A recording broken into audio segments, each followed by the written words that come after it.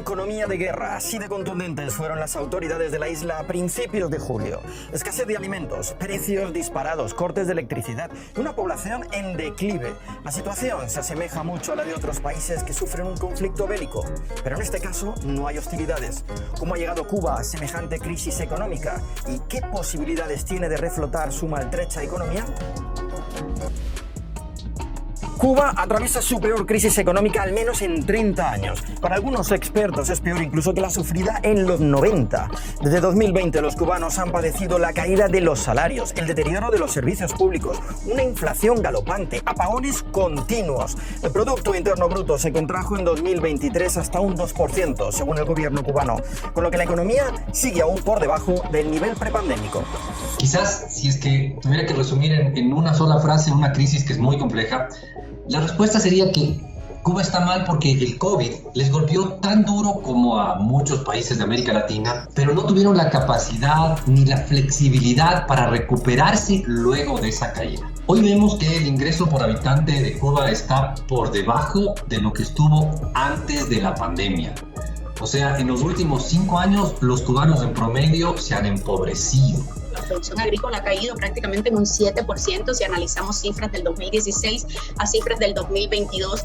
La producción cubana, la economía cubana ha caído anualmente en un 2%, Paco, y esto es utilizando cifras que da el mismo gobierno cubano. O sea, si tomamos esas cifras que el régimen cubano da por ciertas, el descenso económico ha sido de un 2% anualmente desde el año 2016 al año 2022. La producción industrial también ha caído. Si tomamos cifras, por ejemplo, del año mediados de los años 80, y lo que estamos viendo hoy, la producción industrial cubana ha caído casi en un 57%. Los datos son alarmantes. Cuba produce mucho menos que antes y no tiene dinero para importar. El resultado es la mayor escasez de alimentos y productos básicos desde el colapso de la Unión Soviética.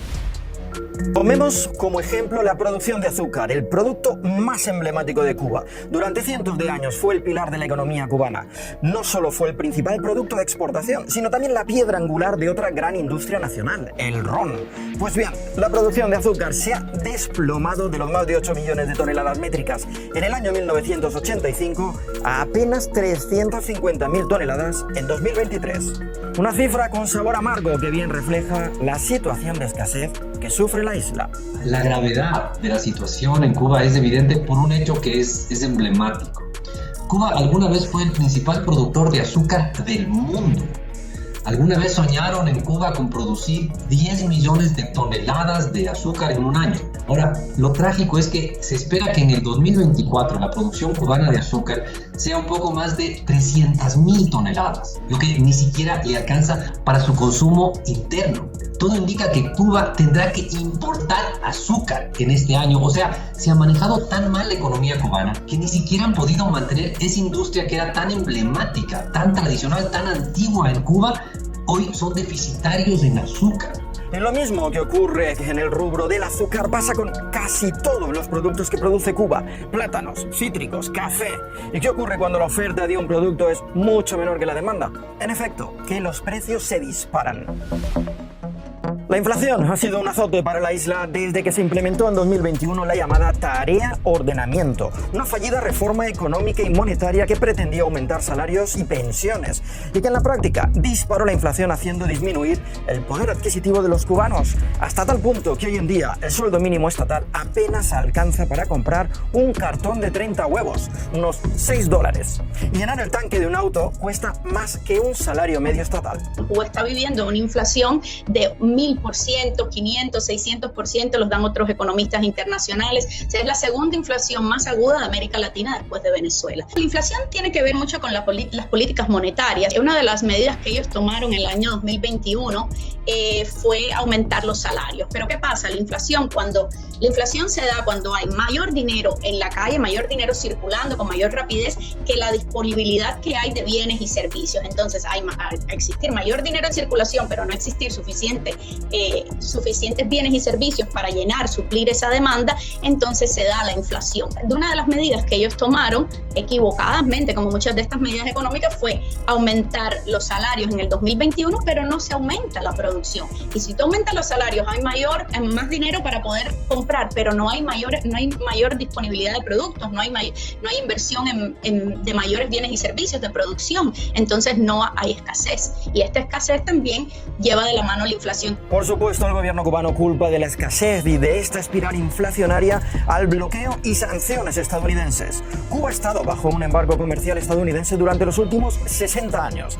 Pero la medida más devastadora llegó en 2021, cuando Donald Trump añadió a Cuba a la lista de estados patrocinadores del terrorismo.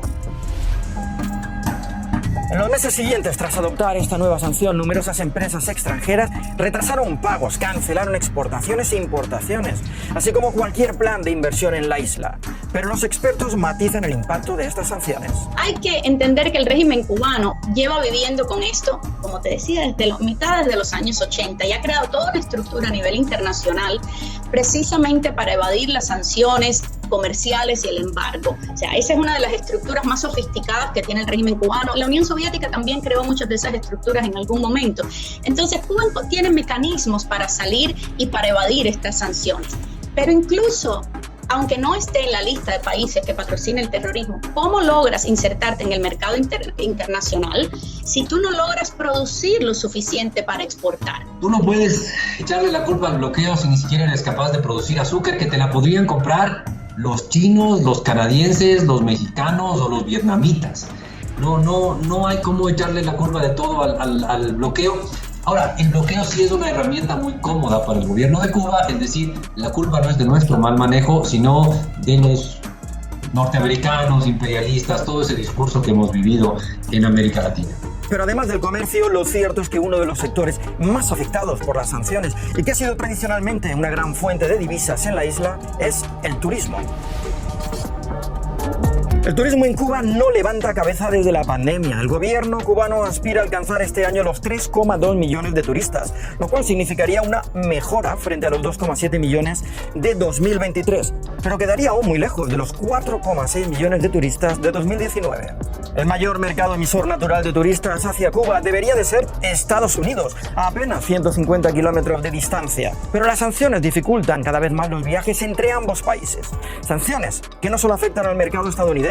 Valga como dato que desde la inclusión de Cuba en la lista de estados patrocinadores del terrorismo, a 300.000 europeos les ha sido denegado en Estados Unidos el visado rápido, más conocido como ESTA, precisamente por haber visitado previamente Cuba. Si a esto le unimos la escasez y poca variedad de alimentos en los buffets y restaurantes de los hoteles, los continuos apagones en la isla o la dificultad de alquilar un auto a causa de la falta de combustible, no es de extrañar que los turistas internacionales se decidan por otros destinos caribeños más pujantes, como República Dominicana o México. El problema con el turismo es que, si bien Cuba resulta barato para los extranjeros, también para el turista es confuso que existen varios tipos de cambio que le hacen difícil entender cuáles son los costos que está enfrentando cada turista y porque además la competencia de turismo de playa en el Caribe es fuerte. Si una persona quiere disfrutar las playas del Caribe, se puede ir a República Dominicana o a México, donde la infraestructura es mucho mejor, donde los vehículos no se quedan sin combustibles, donde no hay apagones y donde no escasean alimentos u otros productos que un turista espera encontrar en cualquier sitio al que va. Es decir, el clásico turista que va a la playa, hay una altísima probabilidad que se olvide de llevar, no sé, desodorante. En México o en República Dominicana sales y en el primer supermercado o en la primera farmacia de la esquina consigues eso. En Cuba no necesariamente, y a veces tienes que irte a almacenes especiales para turistas. Entonces, no, si bien tienen unas playas que son un paraíso, necesitas mucho más que simples playas paradisíacas para atraer turistas. Caída del turismo, escasez de alimentos, inflación, sanciones, son solo algunas de las causas que hemos mencionado ya para explicar la grave crisis que atraviesa Cuba. Pero hay otra que, sin tener nada que ver con la isla ni con decisiones del gobierno cubano, está afectando y mucho a la economía del país.